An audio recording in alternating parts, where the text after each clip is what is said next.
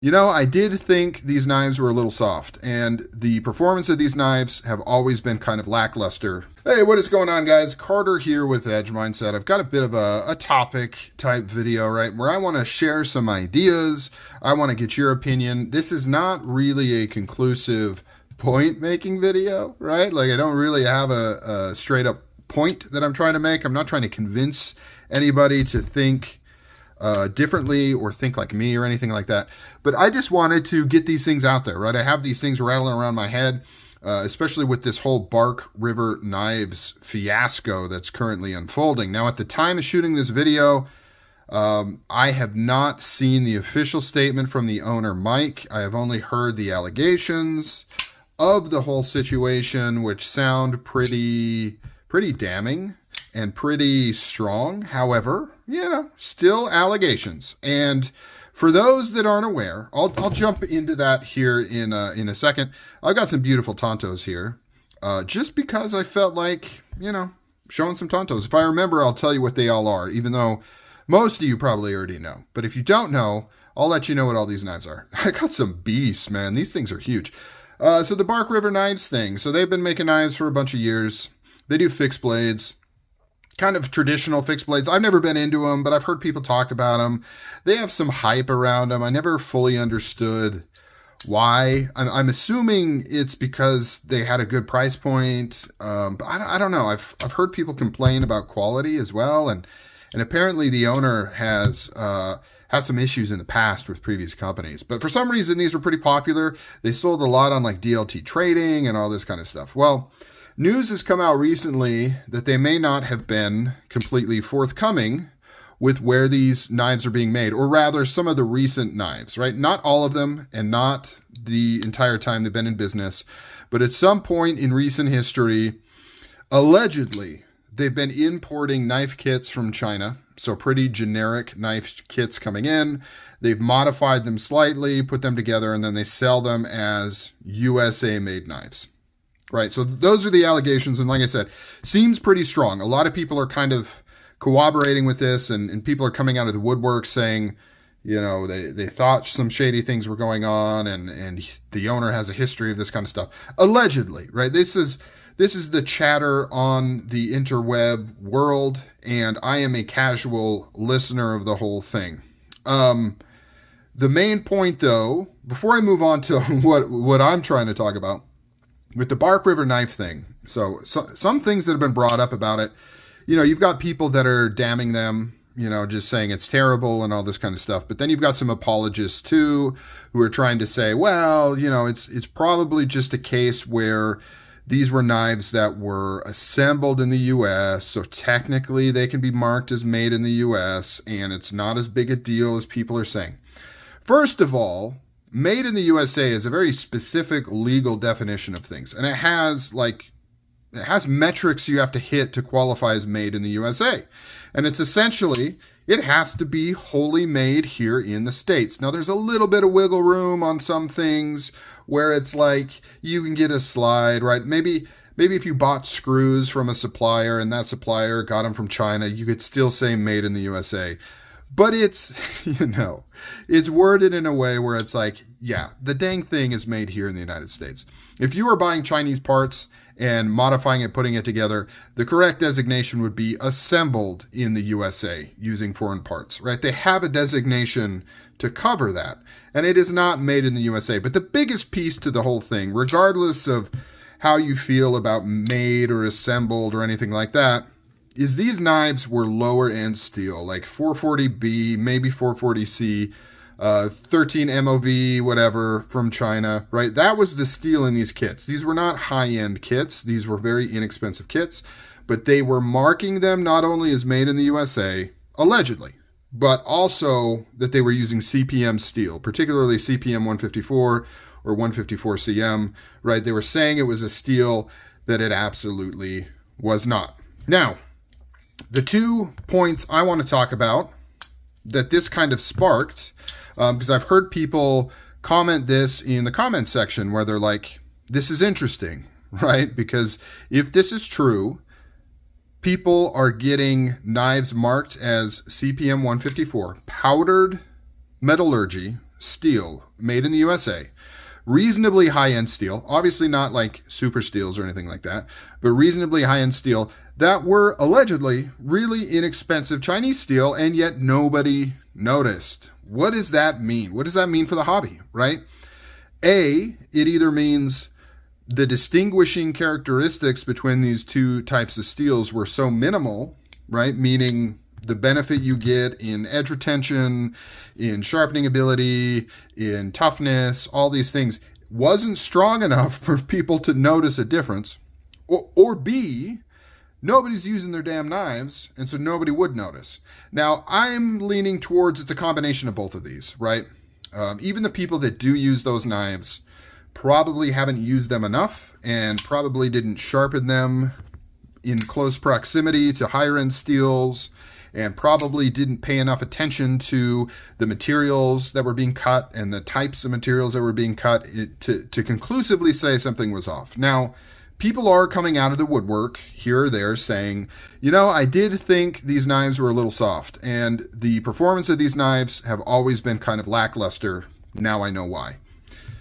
Okay, sure. Hindsight, maybe they're saying that explains some things, but it clearly didn't raise enough bells for people to sound the alarm and to get steels tested and to do all of these things that, to be honest, people will do on just new knife releases, right? Like this guy here. You know, some people might take this and do full-on tests with this particular knife and make sure that the HRC is correct and the steel composite's correct and the sharpening, everything falls in line. But people apparently weren't doing that with these Bark River knives, despite the fact that they were considerably off on their steel type. We're not talking they were 154 CM and they were marking it as Magna Cut, right? Both USA made high quality steels. Technically, Magna Cut should perform better than 154 CM, but very, very close margins. These were about as far off as you can realistically get in steel types, right? Really low end Chinese steel, and then USA made powdered steel. Like, that's a pretty far spread. And the fact that people didn't notice kind of raises some questions, right? And it kind of makes me think, like, what is going on here? And my first thought is, I think us knife people, and here's what I'm kind of throwing out there, and I'd like your feedback on it. Us knife people get really into like the details of things, right? We're talking about, do lock bars stick? Do we need lock bar inserts? Do we need bearings, right? Very nominal things where your average knife user, your average person wouldn't be able to tell the difference, right? I'm sure you remember the first time you got into like pocket knives and you hear all these terms and you're like, I don't even know what that means. And people are talking about lock bar inserts and you're like, do I have any knives with lock bar inserts? And you have to go look and you're like, oh yeah, I guess I do, right? I didn't even notice that was a thing. I didn't understand enough about knives to know what that was or why or give a crap about it. A lot of people just wouldn't really notice. The diminishing returns between upgrading steel within the stainless steel world is pretty small. Like the spread between the lowliest steel and the latest greatest steel is pretty nominal, especially to your average knife user. Now, obviously, if you have somebody that's doing a lot of sharpening, they're doing a lot of cutting, they're doing all these things, they're going to notice a difference. They're going to notice that one is easier to sharpen than the other. They're going to notice that when they cut certain material, the edge is more likely to roll or chip or things like that. But they are really in tune with their knives and the steel that's being used, and they're also spending a lot of time cutting and sharpening. Your average knife user is going to throw this in the pocket. They carry it around. They may only sharpen once a month, once every 2 months, once a quarter, something like that. They're not going to remember how many things they've cut. They're not going to remember when they go to sharpen it, like how easy it should be to sharpen, because they don't know how much damage it's taken because they're not paying attention. They're just carrying it, they're using it, they're cutting, they sharpen it, and that's it. And I think some of this comes into play with the Bark River thing, right? And not noticing the difference in steel. Now, the next thing that comes into play here, does it matter? You know, like, why do we pay so much extra for amazing steel when the vast majority of knife collectors don't even use the thing to its full potential, right? It's kind of the whole like dive watch thing, right? Like you pay extra so that you can dive to a certain depth, even though most people that buy dive watches don't dive, right? Only a very few number of people that have dive watches dive with the things. And yet we want to have that number, right? It's kind of part of the status thing. It's part of the, hey, look how great I am. Look what I can afford. I can get these super steals, even though I don't actually need to use those added benefits. It's kind of like samurai swords in the Edo period, right? Where they stopped being used daily as a weapon and they became more of a status symbol that they would carry as part of tradition and to kind of show their rank and things like that. Similar thing with a lot of knife people, right? It's really more of a, hey, look how I've made it in life. Look how dedicated I am to the hobby because I'm willing to and able to scout out certain rare blades or certain things, and I want to have the best of the best. And even though you might not be using these high-end super steels in your knife, you want to, you're paying for it. You want to know, hey, I'm getting what I pay for. And that kind of comes into the whole Bark River knife thing. Obviously a lot of these knives that ended up being cheap Chinese knives are just sitting in a case, and the owner has no idea, and they probably loved those knives and they liked having them in the collection and they showed them off. And now all of a sudden that this information came out and it's not what they thought it was, it's probably pretty devastating, right? Because they paid double, triple what they should have for a cheap knife kit.